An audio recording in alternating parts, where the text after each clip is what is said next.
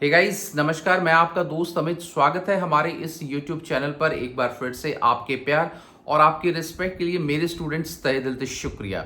Guys आज की इस वीडियो के अंदर हम लोग बात करेंगे कि बहुत अच्छा एग्जाम लिखने के बावजूद और बहुत अच्छी तैयारी करने के बाद भी जो है MDU चौधरी रणवीर सिंह यूनिवर्सिटी हरियाणा की जितनी भी यूनिवर्सिटी है, काफ़ी बच्चों के जो एग्ज़ाम है वो क्लियर नहीं हो पाते हैं या उसके अंदर बैकलॉग आ जाता है या फिर बच्चा उस एग्ज़ाम के अंदर फेल हो जाता है। तो आज इसी कुछ स्पेशल कारणों का हम लोग डिस्कशन करेंगे अपने वीडियो में कि वो कौन से सबसे बड़े कारण हैं जिसके कारण बच्चों का बैकलॉग आता है, जिसके कारण बच्चे अपने एग्ज़ाम जो है वो अच्छे ढंग से क्लियर नहीं कर पाते हैं। तो गाइस वीडियो में आगे बढ़ने से पहले एक छोटा सा अनाउंसमेंट कि बहुत कम टाइम अब बीएड फर्स्ट ईयर और सेकंड ईयर के बच्चों के एग्जाम के लिए रह गए। तो जो हमारे इंपॉर्टेंट क्वेश्चन की जो PDF है या फिर हैंडमेड नोट्स हैं वो बहुत मात्रा में बच्चे ले रहे हैं, और जिन बच्चों के पास बिल्कुल भी टाइम नहीं है, जो अपने टाइम को अच्छी तरह से यूटिलाइज करना चाहते हैं, बहुत ही नॉर्मल से प्राइस पर हम लोग उसको दे रहे हैं। जो नंबर नीचे शो हो रहा है आपका 9996060785 पर हाई का टेक्स्ट करेंगे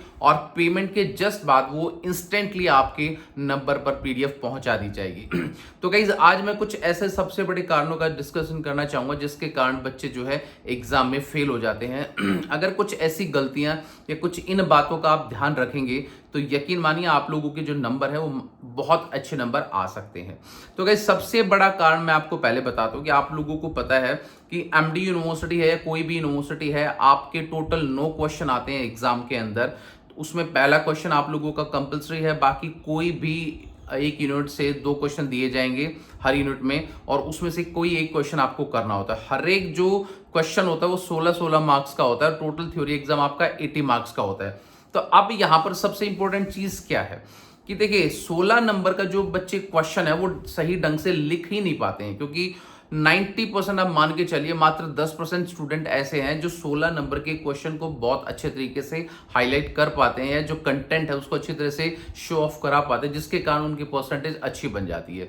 क्योंकि देखिए MDU के अंदर ये चौधरी रणवीर सिंह यूनिवर्सिटी बहुत सारे बच्चे जो हैं वो नॉन अटेंडिंग बीएड करते हैं। वो बहुत, क्योंकि हर आदमी कहीं ना कहीं वर्किंग है, ठीक है, आज के टाइम में बिल्कुल सही बात है। अगर आप कहीं जॉब कर रहे हो तो डेफिनेटली आप अपनी एजुकेशन जो है साइमल्टेनियसली आप लोगों को कंप्लीट करनी चाहिए। बट कुछ बातें अगर आप ध्यान रखेंगे, देखिए 16 नंबर के एग्जाम के अंदर आपको सबसे इंपॉर्टेंट चीज ये समझनी है कि जो क्वेश्चन आपको बहुत अच्छे तरीके से आता है पहले तो आप उसको सर्च करें कि भाई जिसमें आपकी महारत है कि भाई इस क्वेश्चन को तो मैं 101% बहुत अच्छे तरीके से लिख सकता हूं, तो उस क्वेश्चन को सबसे पहले पिक कीजिए। पिक करने के बाद कोई भी क्वेश्चन जब आप लिखेंगे, चाहे वो आपको आता है नहीं आता है, उसके बारे में कम से कम 4 या 5 लाइन की जो डेफिनेशन है आपसे पूछी गई है या नहीं गई है वो आपको मेंशन करनी है गाइस। क्योंकि एग्जामिनर जो आपका चेकर होता है उसके माइंड में एक जो है बहुत अच्छी पॉजिटिव वेव्स क्रिएट होती है कि बच्चे ने बिना कहे, ठीक है, इसकी डेफिनेशन लिखी है, तो डेफिनेटली बच्चा क्या है इसके बारे में अच्छी तरह से जानता है। तो आपको डेफिनेशन हर हाल में क्या मेंशन करनी है, जिससे क्या है आपका जो एग्जाम राइटिंग का जो अट्रैक्टिव जो एक चीज है वो एग्जामिनर को आपकी दिखने को मिलेगी। उसके बाद आप सबसे पहले ये देखिए कि जैसे आपने उसकी डेफिनेशन आपने लिख दी, डेफिनेशन लिखने के बाद थोड़ा सा आप उस पर्टिकुलर जो क्वेश्चन जो पूछा गया है उसको अलग से उसकी हेडिंग बना के उसके बारे में आपको कम से कम जो है आधा पौना पेज जो है उसके बारे में भी आपको कुछ ना कुछ बातें लिखनी है। ये मैं आपको अपना पर्सनल तरीका गाइस बता रहा हूं। यकीन मानिए ये तरीका रामबाण है, अगर आपने इस्तेमाल कर लिया कि दुनिया की कोई ताकत नहीं है जो 180% नंबर से भी आपके MDU के अंदर CRSU के अंदर आपके कम आ पाए किसी भी यूनिवर्सिटी से। तो कम से कम आधा पौना पेज आपको क्या उसके बारे में बताना है, चाहे बना बना के लीजिए, कुछ भी लिख दीजिए उसके बारे में जो भी चीज पूछी गई है। फिर आ जाइए थर्ड पॉइंट पे, जो भी चीज आप लोगों से पूछी गई है उसकी कैरेक्टरिस्टिक क्या है, ठीक है, उसकी विशेषताएं क्या है, उसके फैक्टर क्या है, कुछ भी क्वेश्चन है उसके बाद हेडिंग डालिए जिसके बारे में आप लिखना चाहते हैं। और उसके बाद सबसे पहले हेडिंग डालने के बाद नीचे आपको अलग से हर पॉइंट को मान के चलो कि 16 नंबर के एग्जाम के अंदर आपको कम से कम 11 से 12 पॉइंट्स क्या है आपको लिखने हैं और उनकी हेडिंग बनानी है और उसके बाद उनको इलेबोरेट करना। तो 10-12 जो पॉइंट्स आप जो आगे इलेबोरेट करोगे ना, तो वो आपके उसी शीट के ऊपर क्या है मेंशन होना चाहिए।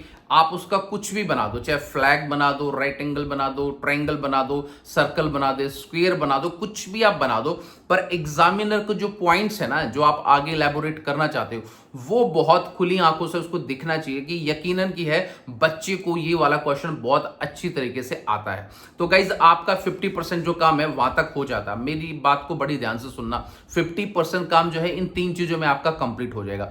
उसके बाद जो भी पॉइंट आपने मेंशन किए हैं अपने उस पेज पर, तो उन पॉइंटों को एक एक पॉइंट को आप उठाओ, और एक एक पॉइंट को उठाने के बाद नीचे उसकी हेडिंग बनाओ, और उसके बाद क्या है आप उस पॉइंट के बारे में मैक्सिमम टू मैक्सिमम 5 या 6 लाइन आपको मिनिमम लिखनी है, अगर आपको नहीं भी आती हो, और मैक्सिमम 7-8 लाइन जो है उसके आप लिख सकते हैं, और 10 लाइन तक भी आपका क्वेश्चन जा सकता है, उसमें कोई दिक्कत नहीं है। मिनिमम 5 या 6 पॉइंट जो है ना, लाइन जो है उस पर्टिकुलर जो पॉइंट है उसके बारे में आपको लिखना है। तो गाइज जितने भी आप पॉइंट बनाओगे, 10, 11, 12, 13, 14, 15 जो भी पॉइंट्स आप बना सकते हो, उनको सबको इलेबोरेट अच्छे तरीके से करना है हर हाल में। उसके बाद क्या है, वो जो क्वेश्चन है आपका, मान के चलिए अगर सभी पॉइंट्स को आपने बहुत अच्छे तरीके से हाईलाइट कर दिया ना, तो ये मान के चलिए कि आपका 90% जो काम है क्वेश्चन में कंप्लीट हो गया है। उसके बाद लास्ट चीज आपकी कौन सी आती है? लास्ट चीज आपकी आती है उसका कंक्लूजन। बहुत सारे बच्चे कंक्लूजन ही नहीं लिख पाते कि भाई हर चीज, देखो कंक्लूजन क्या होता है, किसी भी बुक में कंक्लूजन अलग अलग तरीके से दिया जाता है, पर आपने इतना बड़ा 16 नंबर का जो क्वेश्चन है उसको लिखा है, तो यकीन मानिए उसका कंक्लूजन भी आपके दिमाग के अंदर दौड़ रहा होगा। तो नीचे पॉइंट बनाएंगे कि कंक्लूजन, तो कंक्लूजन पॉइंट बनाने के बाद कम से कम आधा पौना पेज क्या है आपको कंक्लूजन के बारे में निकला है कि भाई हमने जो डिस्कशन किया है, जैसे whatever the statement we have mentioned above, उसके बारे में आपको लिखना है, और कुछ पॉइंट्स वहां से हाईलाइट करके और कुछ पॉइंट अपनी तरफ से बना के उस क्वेश्चन को क्या है आपको क्लोज करना है। और इस तरीके से क्या है इस 16 नंबर का क्वेश्चन क्या है आपके एग्जाम के अंदर बन जाएगा। और यकीन मानिए 16 नंबर के क्वेश्चन के अंदर एग्जामिनर मजबूर हो जाएगा कि आपको कम से कम मान के चलो कि आपको 14, 13, 15 नंबर, 16 नंबर तक जो है आपको मैक्सिमम नंबर एग्जामिनर दे सकता है। इस ट्रिक को 2024 के अंदर यकीन मानिए जी इंप्लीमेंट कीजिए, और फिर मुझे कमेंट करके बताने कि सर वास्तव में आपकी ट्रिक ने कितना काम किया है। ये 17-18 साल का मेरा एक्सपीरियंस है, अनुभव है अपने एग्जाम का, और तरह तरह की हर चीज को मैं कलेक्ट करते रहता हूं, जिसके बेस पर आपको मैं ये इन्फॉर्मेशन दे रहा हूं।